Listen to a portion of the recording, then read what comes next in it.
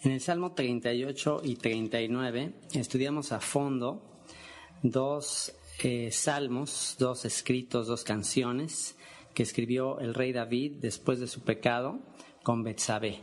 Después de ser confrontado por el profeta Natán y después de las consecuencias que vivió a causa de haber pecado, de haberse apartado de Dios, de haber adulterado con Betsabé, de haber cometido homicidio, y bueno, pues recibió las consecuencias de su pecado, de su locura, como él mismo le llama. Recibió la reprensión divina a través del profeta Natán y también recibió consecuencias en su propio cuerpo, como él lo describe en estos salmos. También recibió las consecuencias de que el fruto de ese adulterio, el bebé que nació, murió, y bueno, también esto traería consecuencias a nivel familiar que le seguirían por muchos años. Y bueno, pues a pesar de todas esas cosas que él mismo reconoció que merecía y que él mismo reconocía ser castigado por todo lo que le pasó, a pesar de eso él tuvo una actitud de humillación, una actitud de súplica, una actitud de pedir misericordia a su Padre en los cielos, que él conocía perfectamente, que él conocía su misericordia. Y en el Salmo 38 y 39 ha estado clamando de todo corazón por recibir perdón, por recibir misericordia. Y el Salmo 40, que es el que estudiaremos el día de hoy, es la respuesta a esas oraciones. Así que veremos en este Salmo cómo David recibe la respuesta. Y ahí en la introducción de este salmo dice: al músico principal, salmo de David. Y aunque en español, en la traducción al español dice salmo de David, en hebreo no dice salmo de David, sino salmo para David. Esto es como el salmo que él recibió, como la inspiración que él recibió del Espíritu Santo para escribir estas palabras, o sea que él lo recibió. Esta es la respuesta que él recibe a sus oraciones del Salmo 38 y 39. Y hemos estudiado también esta frase que dice al músico principal, que es una referencia al director de los músicos ahí en el templo, los que habrían de tocar todos estos salmos. David estaba componiendo este himnario, estas canciones que habrían de ser dirigidas al grupo de levitas que estarían cantando ahí en el templo cuando fuese edificado. Y esta canción es dirigida al director, pero también la expresión principal tiene que ver con un verbo en hebreo, que es el verbo vencer, al que venciere. Y es por eso que titulé este salmo ¿quién vence al mundo? ¿Cómo podemos saber quién vence al mundo? ¿Qué necesitamos para vencer este mundo, este sistema, esta corrupción que nos rodea, esta corriente que trata de hundirnos, todas estas influencias negativas que tratan de apartarnos de Dios? ¿Cómo podemos vencerlas y quién es el que ha de vencer? Y hay un texto que está en la primera carta de Juan, capítulo 5, verso 5, que es con la que quiero iniciar el desarrollo del comentario de este salmo. Y primera carta de Juan, capítulo 5, versículo 5, hace justamente esta pregunta: ¿quién es el que vence al mundo? ¿Quién es el que vence al mundo? Sino el que cree que Jesús es el Hijo de Dios. ¿Quién es el que vence al mundo? Sino el que cree que Jesús es el Hijo de Dios. Jesús, su nombre hebreo, Yeshua, la salvación de Dios. ¿Quién es el que vence al mundo? Sino el que cree que Yeshua es el Hijo de Dios. Y ese es el que vence al mundo. Esta es la victoria que ha vencido al mundo, nuestra fe. Y ya desde ahí se nos da la respuesta. El que vence al mundo es el que cree que Jesucristo es el Hijo de Dios. Y hay otro texto, también a manera de introducción, que quisiera que leyéramos, que está en Apocalipsis capítulo 12. Apocalipsis capítulo 12, verso 11. Y les leo textualmente, dice lo siguiente. Apocalipsis 12:11 dice: y ellos le han vencido y ellos le han vencido. Está hablando del acusador, el adversario, Satanás, el que siempre nos está acusando. Dice, y ellos le han vencido por medio de la sangre del Cordero y de la palabra del testimonio de ellos, y menospreciaron sus vidas hasta la muerte. Así que vamos a aprender en qué consiste esa victoria, por qué David pudo considerarse vencedor, porque él pudo sobreponerse a ese pecado, porque él pudo recibir esperanza, a pesar de que él reconocía que debía morir, a pesar de que él reconocía su maldad y merecía el castigo. ¿Qué es lo que le hizo vencer? Y bueno, pues este salmo es dedicado a todos aquellos que como David se encuentran en un lodo cenagoso, en un pozo de la desesperación. Están considerando que ya no hay salida, que merecen las consecuencias de sus fallas, de sus pecados, de sus debilidades, y que pues ya no hay salida. Bueno, pues para todos aquellos que han llegado al fondo o están tocando fondo en este momento, bueno, pues para todos aquellos que hemos experimentado lo que es la oscuridad, la maldad de nuestras locuras, de nuestros pecados, bueno, pues este salmo es para nosotros, recibir esperanza y saber que hay una manera de vencer.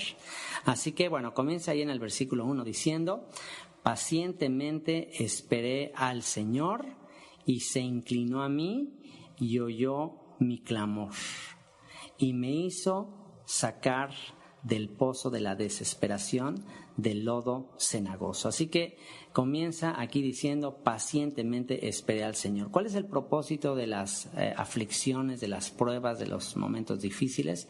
Bueno, también en otro texto del Nuevo Testamento se nos enseña que las pruebas, las situaciones adversas que vivimos son para producir en nosotros paciencia. Y es justamente lo que está diciendo David, pacientemente esperé al Señor y se inclinó a mí y oyó mi clamor y me hizo sacar del pozo de la desesperación. Estaba en completa desesperación, pero en esa situación de desesperación tomó la decisión de esperar en Dios. Pues ¿qué otra opción tienes? Cuando ya estás en el fondo, cuando ya estás tocando fondo, pues la buena noticia es que ya no hay más bajo donde caer. Ya estás en el fondo, y ya cuando estás en el fondo, ya como dice aquí, en la desesperación, en el pozo del lodo cenagoso, y esto del lodo cenagoso podría ser sinónimo de lo que son las arenas movedizas. Eso es lo que es el lodo cenagoso. Cuando alguien cae en un hoyo con aguas movedizas, bueno, pues ahí ya está lentamente su vida en serio peligro. O sea, ahí si no logra detenerse de algo firme, en tierra firme, el pozo de arenas movedizas se va a comer a esa persona. No hay manera de nadar, no hay manera de salirse de ahí. Y cuentan los comentaristas judíos, hay un comentario que dice que el lodo cenagoso también es una manera poética. Cuando se habla de estas arenas movedizas, es una manera poética de referirse al sepulcro, o incluso a lo que se conoce en la Biblia como la Gehenna, el lugar de tormento, el lugar donde uno va a ir a ser juzgado por sus pecados. Así que aquí David dice, bueno, pues yo estaba en el pozo, yo estaba en el hoyo por mi pecado, por lo que había hecho, por la locura, por la tontería, por la idiotez que había hecho, que la describimos en otro salmo.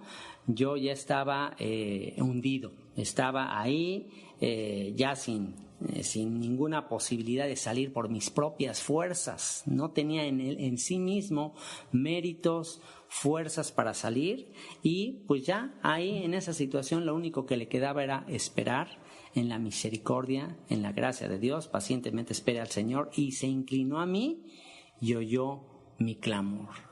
Dios me oyó, Dios escuchó mi clamor, y dice después, puso mis pies sobre peña y enderezó mis pasos. Así que en estos primeros 2 versículos podemos tener el bosquejo, o podemos tener el resumen de lo que se va a tratar todo este salmo.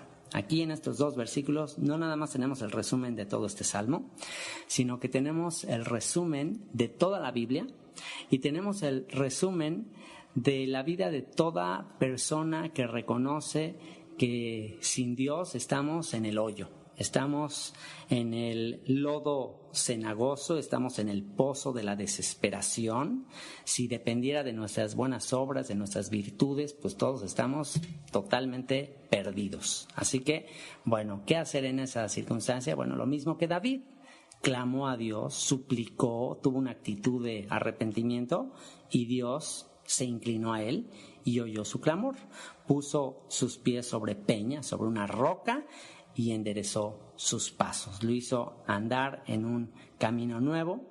Y bueno, pues aquí podemos ver que justamente en eso consiste el Evangelio, en eso consiste todo el mensaje de redención de la Biblia, en que una persona reconozca su maldad, reconozca su pecado, reconozca su locura, reconozca su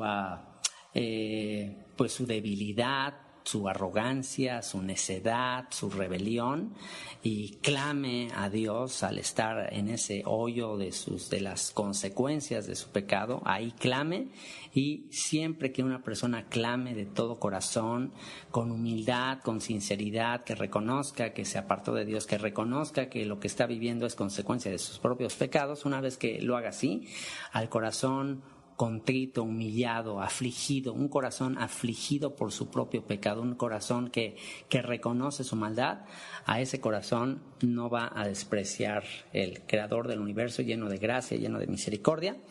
Y una vez que eso sucede, una vez que Dios escucha nuestro clamor, una vez que nos humillamos, que Él escucha nuestro clamor, que nos endereza los pasos, pues entonces como consecuencia, como fruto de ese perdón, pues viene lo que dice el verso 3, puso luego en mi boca cántico nuevo, alabanza a nuestro Dios. Puso luego en mi boca cántico nuevo, alabanza a nuestro Dios. Salieron de su boca expresiones nuevas de gratitud, de ahí le surgió la inspiración para querer escribir este salmo, y eso es justamente lo que hace, escribir este salmo como respuesta, como fruto de alabanza por haber recibido el perdón. Puso luego en mi boca cántico nuevo, alabanza a nuestro Dios. Y es justamente lo que sucede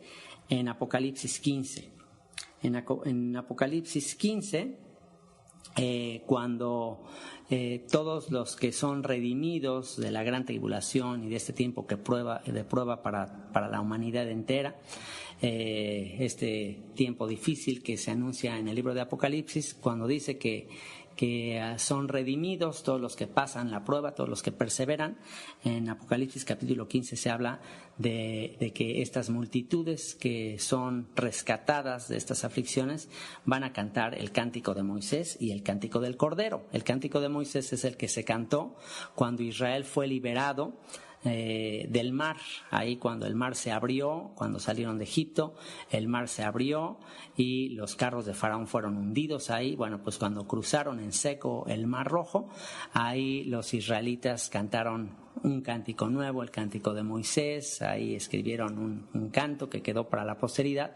Y bueno, así como Israel se llenó de gratitud, de alabanza al ver la gran salvación de Dios ahí en el Mar Rojo, pues también en los últimos tiempos, según el libro de Apocalipsis en el capítulo 15, también las multitudes, el Israel redimido de todas las naciones, cantarán el cántico de Moisés y el cántico del Cordero, ya que en Apocalipsis lo que se lleva a cabo es el segundo éxodo. El éxodo de Egipto pues fue un anticipo de lo que será el segundo éxodo, según Jeremías capítulo 16, que será un éxodo de todas las naciones.